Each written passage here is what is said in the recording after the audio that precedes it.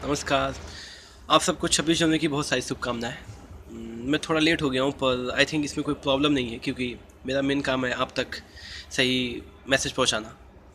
मैं कुछ लोगों से बात कर रहा था और इस बार बहुत खुश थे कि 26 जनवरी ऐसे टाइम पे पड़ रहा है कि 26 को रिपब्लिक डे है, 27 को क्या बोलते हैं फ्राइडे है और 28-29 को आपका सैटरडे संडे है। तो इस बार वीकेंड अच्छा बीतेगा क्योंकि दो सुपरस्टार की मूवी रिलीज हो रही है, रईस और काबिल।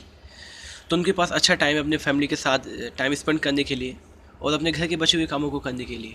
कुछ लोगों के लिए 26 जनवरी एक नेशनल हॉलीडे है जिसमें अपने घर का बचा हुआ काम करते हैं और सारे सारे काम करते हैं। और एक उन लोगों के लिए है जो इसको हॉलीडे ना मान के नेशनल फेस्टिवल मानते हैं और अपनी कुछ जिम्मेदारी समझते हैं। तो मैं आपसे दो तरीके से बात कर सकता हूँ। एक तो ये कि मैं रटा हुआ आया हूँ या बोल दूँ कि देश को आज़ाद हुए इतने साल हो गए हैं, इतने लोगों की जान गई है और देश का संविधान तब बना, देश कब आज़ाद हुआ। ऐसे यार एक मैं ट्रू इंडियन की तरह बात कर सकता हूँ, एक दोस्त की तरह बात कर सकता हूँ जिससे आपको बात और बढ़िया क्लियर होगी। तो सबसे पहले ये आप गलत फहमी निकाल दीजिए कि ये 26 जनवरी 15 अगस्त को ये एक नेशनल हॉलीडे है। ये एक नेशनल फेस्टिवल है जिसमें हम सबको एक साथ मिलकर आना चाहिए। और मैं सबसे पहले कहूँगा कि इस दिन अटेंडेंस कंपलसरी होनी चाहिए। मैं देखता हूँ कि प्राइवेट स्कूल्स में, कॉलेजेस में या कहीं जो सरकारी कर्मचारी होते हैं वो लोग 26 जनवरी को छुट्टी मान के बैठते हैं। एटलीस्ट आप फ्लैग होस्टिंग के समय वहाँ पे मौजूद रहिए और अटेंडेंस कंपलसरी रखिए और नेशनल एंथम के समय सबका वहाँ होना अनिवार्य कंपलसरी होना चाहिए। तो सबसे पहले मैं आज़ादी की बात करूँगा। आज़ादी का मतलब ये नहीं कि आपको अधिकार मिल जाता है, आप कुछ भी बोलेंगे, आप कुछ भी करेंगे, आपके पास फ्रीडम ऑफ स्पीच है, आप ठीक है, आपके पास बहुत सारी पावर है जो आपको संविधान में मिल चुकी है, पर इसका मतलब ये नहीं कि आप कुछ भी करेंगे। देश आपका है, ठीक है, आपके देश की प्रॉपर्टी आपकी प्रॉपर्टी है, आप उसका प्रयोग करिए, उसका यूज करिए, उसका दुरुपयोग ना करिए, उसको गलत तरीके से ना लीजिए।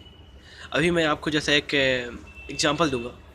अभी जैसे मैं किसी के पर्टिकुलर किसी एक कम्युनिटी के बारे में नहीं बोल रहा हूँ, किसी एक कास्ट के बारे में या किसी एक पर्टिकुलर रीजन या स्टेट के बारे में नहीं बोल रहा हूँ, मैं जनरल बोल रहा हूँ। पर एग्जांपल ले रहा हूँ तमिलनाडु का, जहाँ पे एक छोटा सा इवेंट जल्लीकट्टू जिसका नाम है वो आज नेशनल इवेंट बन चुका है क्योंकि वहाँ के लोगों को ऐसा लगता है कि उनकी फीलिंग के साथ के साथ खिलवाड़ हो रहा है क्योंकि ये उनका एक बहुत पुराना परंपरा है, एक ट्रेडिशन है जिसमें जल्लीकट्टू जो एक गेम है जो लोग कहते हैं, जो कि पेटा ने बंद करवा दिया था सुप्रीम कोर्ट से करवा के। जो भी उनको ऐसा लगता था कि यहाँ पे जानवरों के साथ जो कि बुल उनके साथ बुरा बर्ताव होता है और उससे आदमियों को जानवरों को दोनों को नुकसान पहुँचता होगा।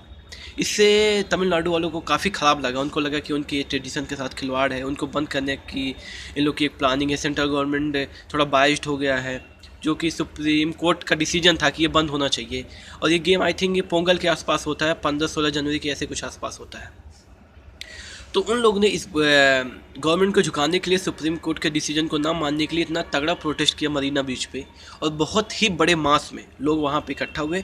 और सबसे बड़ी बात यह है कि यहाँ पे कुछ बड़े सेलिब्रिटी जैसे ए आर रहमान लोगों ने इसका सपोर्ट किया। तो आप लोग की यूनिटी देख के मुझे बहुत अच्छा लगा कि चलो देश में अभी भी लोग किसी बात पे एक साथ आ रहे हैं। पर ये मुझे और भी अच्छा लगता कि अगर आप ये प्रोटेस्ट, आप ये यूनिटी उस लड़की के लिए दिखाते जिसके साथ बेंगलुरु में मोलेस्टेशन केस हुआ, तो उसे भी अच्छा लगता। उसे लगता है कि उसके साथ ना उसका परिवार, उसका भाई या उसका फादर खड़ा है, बल्कि पूरा नेशन उसके साथ एक फैमिली की तरह खड़ा है। और इससे ये होता है कि वो जो दो बदतमीज लड़के थे, उनके जैसे जो भी थे, उनकी आगे से हिम्मत ना होती क्योंकि डरते, क्योंकि उनके साथ वो लड़की अकेले नहीं थी, उसके साथ उसका पूरा देश खड़ा था। लेकिन आप लोगों ने क्या किया, आप लोगों ने एक ऐसे गेम को बचाने के लिए प्रोटेस्ट किया जिसमें आपका कोई कुछ फ़ायदा नहीं है, बस एक है कि आपको इससे मज़ा मिलेगा, आपका ट्रेडिशन बरकरार रहेगा। जिससे कुछ नहीं यार, आपका ट्रेडिशन उस लड़की की इज्जत के सामने क्या है, आप उसके लिए खड़े हो सकते थे क्योंकि आपका गेम हो सकता है आपके लिए इंपॉर्टेंट हो, पर यार ये उस लड़की की इज्जत से बढ़ के नहीं था। ठीक है, आपका ट्रेडिशन है, आप बचाइए। पर अगर मैं भी देखूँ इसमें कोई लॉजिक नहीं लगता। आप उस गेम के लिए लड़ रहे हैं जिसमें आपका भी नुकसान है और जानवरों का भी नुकसान है। अगर पेटा ने बंद करवा दिया, पेटा इंडिया ने, और सुप्रीम कोर्ट जो एक ऑटोनॉमस बॉडी है जो सबसे ऊपर है, उसने डिसीजन दिया कि बंद होना चाहिए, तो आप प्रोटेस्ट कर रहे हैं। और आपके जो मतलब स्टेट असेंबली क्या बोलते हैं, उन लोगों ने मिलकर एक नया लॉ पास करते हैं कि नहीं भैया ये होना चाहिए।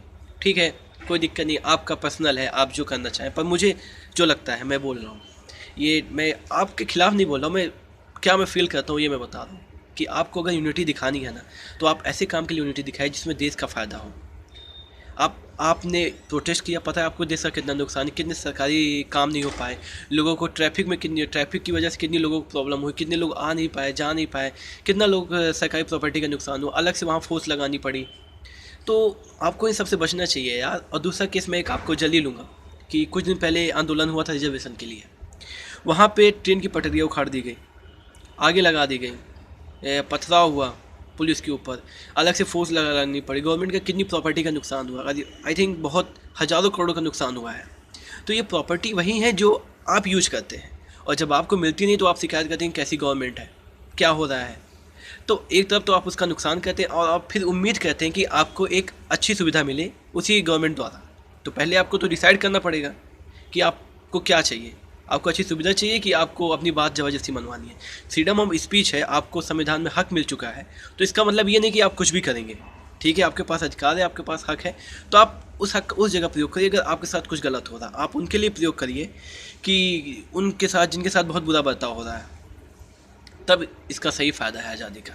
आज़ादी का फ़ायदा ये नहीं कि आप कुछ भी बोलिए। कुछ दिन पहले जेएनयू का केस हुआ था, लोगों को फ्रीडम ऑफ स्पीच का मतलब ये था कि आप देश के लिए कुछ भी बोलेंगे, मतलब बस बोलना है चाहे जो बोलना। इसका दो वजह हो सकता है कि आप चाहते हैं कि लोग आप लोगों की नज़र में आए, दूसरा कि आप अपने आप को नेता बनने की कोशिश कर रहे हैं। तो ठीक है, देश सबसे ऊपर होना चाहिए, आप कुछ भी करिए पर देश सबसे ऊपर होना चाहिए।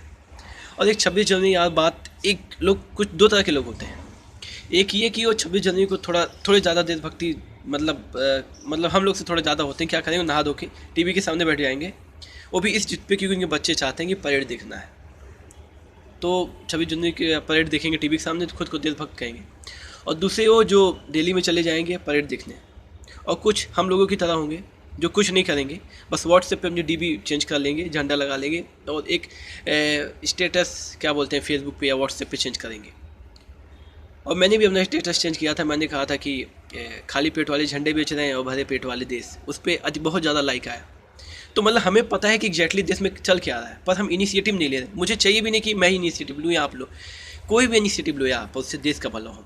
एक छोटी सी एक लाइन है जिसमें कहते हैं, मेरे सीने में ना सही तेरे सीने में ही सही हो कहीं भी आग, लेकिन आग जलनी चाहिए। तो ठीक है, मैं नहीं, आप करिए, कोई भी करिए, पर कोई ना कोई प्लीज़ इनिशिएटिव लीजिए, इससे देश का फ़ायदा होगा।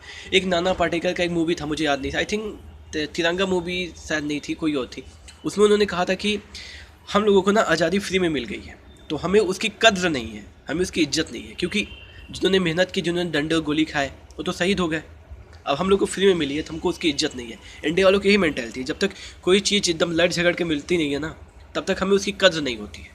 तो आपको अगर आज़ादी फ्री में मिली है तो आप उसकी इज्जत करिए, उसकी सम्मान करिए, ना कि इसका गलत फ़ायदा उठाइए और अपने देश के ही खिलाफ फ़ायदा इसका उठाइए।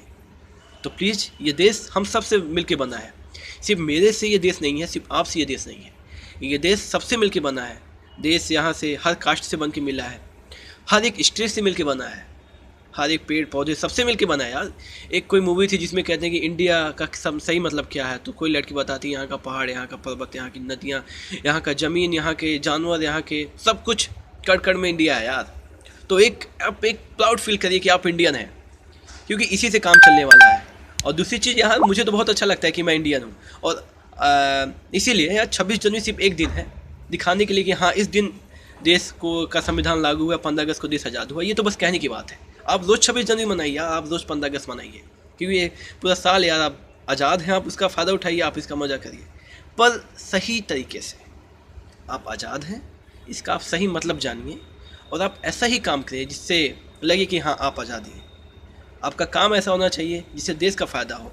आप अपने पर्सनल इंटेंशन के लिए, अपने ईगो के लिए ऐसा कुछ ना करिए प्लीज़। और अगर यूनाइट होना है ना, अगर एकता दिखानी है, तो सही काम के लिए दिखाइए जिससे देश का फ़ायदा हो। आप उस कम्युनिटी के लिए आगे आइए, एक होइए, जिससे उनको उनका अधिकार, उनका हक मिले। प्लीज़, अपने ईगो के लिए, अपने स्वार्थ के लिए, मतलब किसी ऐसे खुद पर्टिकुलर इंटेंशन के लिए आप ऐसा कोई काम ना करिए प्लीज़। थैंक यू, नमस्कार, जय हिंद, वंदे मातरम। जल्दी मिलेंगे अगले वीडियो में, नमस्कार।